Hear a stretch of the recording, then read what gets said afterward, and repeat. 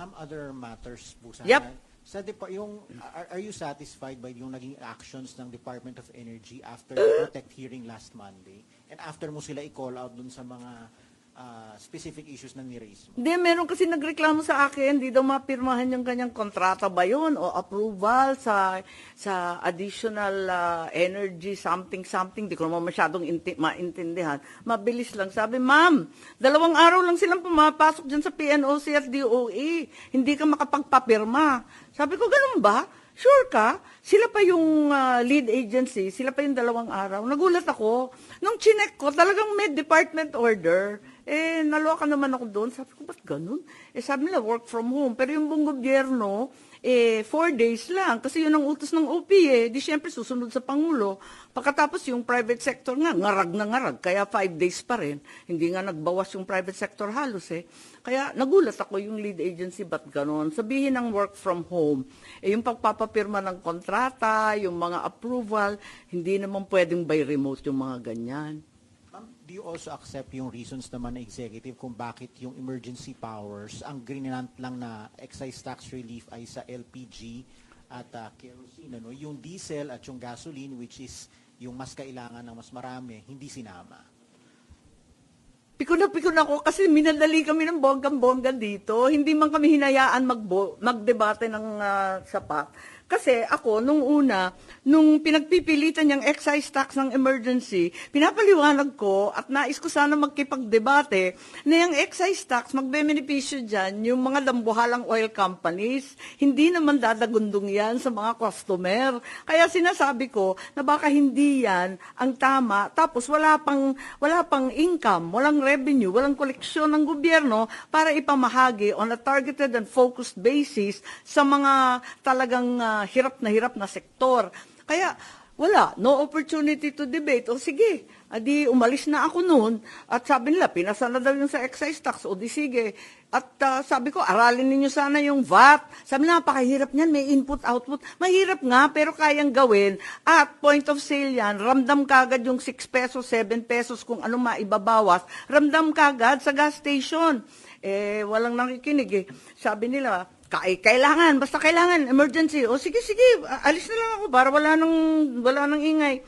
Pag labas naman ng order, katagal-tagal. Gano'n ba katagal? 3 linggo? Ang tagal na. 1 buwan na halos Oo, 1 buwan na. Anong klaseng emergency? Yung inupuan ng 1 month. Tapos paglabas, lusaw na lusaw. Ano ba naman yung mga kerosene and LPG na yan? Ang kailangan talaga, dumaan na at lumipas ang anihan. Wala talagang makuhang krudo. Kabubukas lang ng open season ng ating mga ngisda, ayan na naman, wala ring krudo, kaya wala nang nagpapalaot. Ano ba naman to? Talaga naman lahat ng kinailangan mo, yung diesel at yung gasolina, walang tulong. Parang napabulaanan rin tayo dyan sa excise tax and VAT Hindi totoong tax exemption to Parang dating yung concern nila, yung magiging foregone revenue, para nag-iingat. Yun nga, naintindihan ko, ingat na ingat sa foregone revenue kasi nga wala ngang koleksyon. Pero, ganun pa man, hindi ko maintindihan, pinagmamalaki nila pa ulit-ulit, 238 billion ang remainder balance from 2025 GAA and 2026 we can free up. May presidential assistance, may DSWD, may DA, blah, blah, blah. Pwedeng EFLR, pwedeng ganito. Basta tumataginting na 238 billion ang sinasabi. May pera pala kayo Ba't kayo abalang-abala? Kukunti lang naman yung VAT na yan. Kung 3 buwan lang, sabihin natin. At yung excise tax, hindi naman zero. Bawasan man lang, konting tulong lang sa tao, sa magsasaka, sa mangingisda, sa transport sector, yung mga tricycle. Ang dami pala ninyong pera, ba't yan lang muna ang ipamahagi? At kung talagang taghirap, di magtiis-tiis tayo sa konting koleksyon. As a matter of fact, ako na rin yung pasimuno na nagsasabi, yung threshold para sa income tax nitong April, taasan. Masyado naman mababa yung 200,000 sa presyong ganito ng pagkain at gasolina. Taasan sa 500, yung mga bonuses. Ganun din, pati yung 13-month pay. Pwede ba taasan ta 200,000 para makahinga ng konti yung tao? Nag-file rin ako na wag nang bawasan ng sweldo. Wag nang tanggalin yung mga GSIS, SSS, PhilHealth, Pag-ibig. Awa naman ng Diyos. Hirap na ang tataas ng presyo. Tapyas pa ng tapyas, bawas pa ng bawas sa sweldo. For a change, makuha man lang ng mga empleyado at trabahador ng buo ang kanilang mga sweldo. Ang gusto namin yun. Yung Oo, 500. alam ko. Kasi maraming pumapalakpak ng tenga. Ayun. Ma'am, kahit may panawagan kayo na direkta ng mag-order tayo, mag-purchase ng oil sa Russia, pero still, according to Energy Secretary Garin, nakipag-coordinate siya sa DFA para i-request na magkaroon ng another window or extension doon sa sanction waiver. Kaibigan ko si Sharon pero hindi ko siya gets ha, promise ha. Di ba kahapon, andun na sa Russia si Prabowo ng Indonesia? Ba't sa kanya pwede? Bakit tayo hindi? Di ba may ambassador rin tayong Russian na narito, very cooperative, parati nakikipag-meeting yan. Meron rin tayong ambassador doon sa Moscow. Pauwiin na natin lahat yan kung via Washington, D.C. ang ating negosasyon sa Russia. Hindi ko talaga maintindihan. So, hiningi ko kay Secretary Lazaro, kasi sabi ng DOE, they're only deferring to the opinion of DFA. Pwes, DFA, pwede ba? Ipaliwanag nyo sa amin yan at hindi ko talaga maintindihan.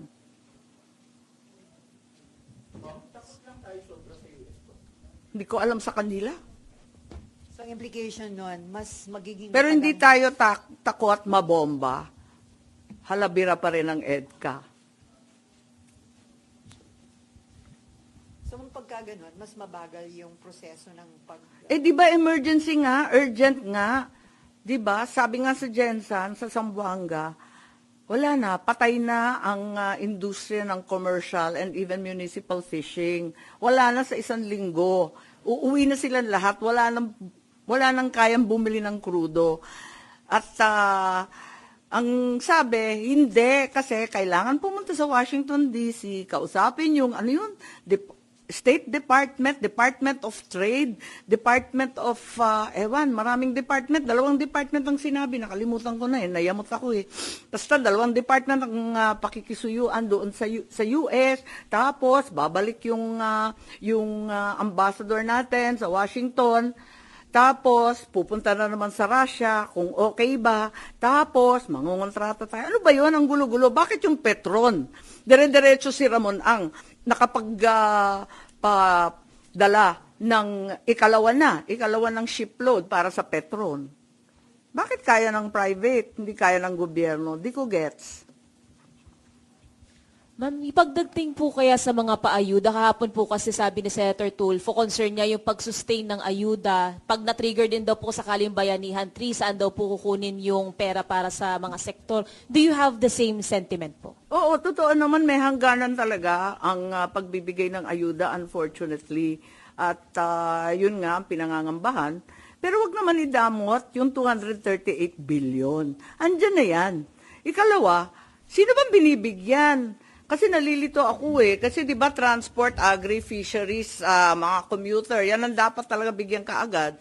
Hindi naman sila nakikinabang, di ko maintindihan. Akala ko nga pag angkat ng oil galing sa Russia, diretso nang ibebenta ng gobyerno sa ating mga sektor na nangangailangan. Yung pala, dadaan pa sa mga private oil companies, pagkikitaan pa, papatungan pa, may cartelization, may collusion, ano ba talaga? Kaya, ewan ko, hindi ko talaga maintindihan kung ano talaga ang nangyayari. Pinagmamalaki nila, marami silang pera. Bakit yung ayuda, 10,000 people lang ang recipient? Pagkatapos yung binibigyan, ibibigay sa may-ari ng malalaking bus company. Pero yung driver, wala. Yung mga mismong operator ng jeep, wala. Hindi ko talaga maintindihan. Kanino bang listahan yan? Ma'am, so dapat po ba pati po yung oil deregulation law i-repeal na rin po o amyendahan? Well, meron akong final Hindi total deregulation, hindi na pwede yon, yung katulad nung sinasabi ni Senate President. Para sa akin kasi, kailangan hinay-hinay. Sa oil deregulation, ang akin muna, sa unbundling. Kailangan may transparency. Paliwanag naman ng ating mga oil companies, bakit 280% ang increase ng crudo, ng diesel, yung gasolina, 200%? Bakit naman nagkaganon? Bakit yung ating mga kapitbahay sa ASEAN, 20%, pinakamataas na 30%. Bakit sa atin 100%? Hindi ko maintindihan eh. Kaya siguro kinakailangan at sinulat ko doon, unbundling katulad ng ginagawa sa kuryente, ano? Ipaliwanag yung ibang items, bakit nadagdagan ng labis-labis. At tignan natin kung totoo, unbundle our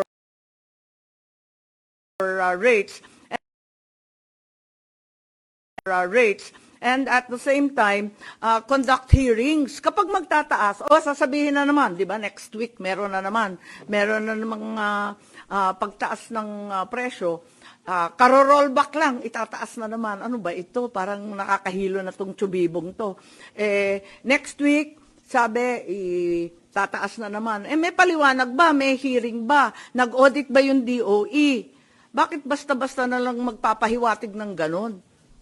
Hindi naman pwedeng ganon. So ma'am, naniniwala kayo may cartel sa oil industry? Hindi ko alam. Kailangan alamin at kinakailangan magka-hearing, kailangan may transparency, may accountability. Hindi ko lang ubos maisip bakit tayo ang pinakamahal ang langis sa buong ASEAN, sa buong Asia Pacific. According to Senator Win Gatchalian, para matulungan din yung mga middle class, i-absorb muna ng government yung premium sa SSS at GSIS ng mga empleyado. Well, sinabi ko na yan di ba? Yung SSS, GSIS, yung PhilHealth, yung Pag-ibig, lahat ng bawas sa sweldo. Wag muna, moratorium muna, maawat mahabag. 3 buwan lang, at least, makahinga man lang tayo. Di natin alam kung gaano katagal to. Pag-usapan natin sa pagkatapos ng 1 quarter. Pero pagbigyan muna ng 3 buwan na makaraos. Alam ninyo, ang problema dito, tumatanda na rin ako, dinaanan na kasi natin to eh. Ito kumbaga ay third oil shock na natin. Ang unang nangyari, 1974, tapos 1979, nakita ko, kasama ako ng aking ama, na umiikot ng mundo, humihingi ng langis. Kaya hindi to bago sa akin eh. Kaya nagtataka rin ako, bakit hindi na lang tayo dumediretso sa Brunei, Indonesia, yan, sa Russia, sa China. Marami naman tayong kaibigan, humingi naman tayo at pakiusapan. Ba't naman tayo natatakot sa kung sino-sino? Di ba kaibigan naman natin ng US, ba't tayo natatakot? Other issue, according to Senator JB, hindi siya makagalaw as Ethics Committee Chairman kasi hanggang ngayon hindi daw pumipirma yung minority doon sa rules, so hindi pa ma-adapt at ma-publish, kaya hindi masisimulan yung pag-action sa mga Ethics Committee. Ay, ganun ba?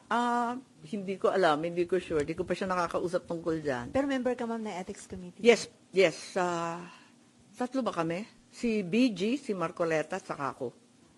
And Joel hindi? Hindi.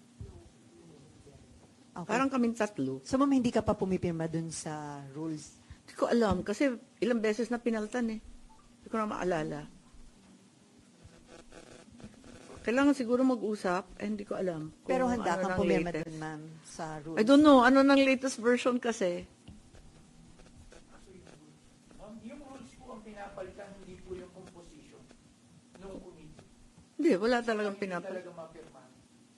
Ay, hindi yung composition, hindi naman pwedeng paltan yun na-nominate na sa floor, tapos na yun.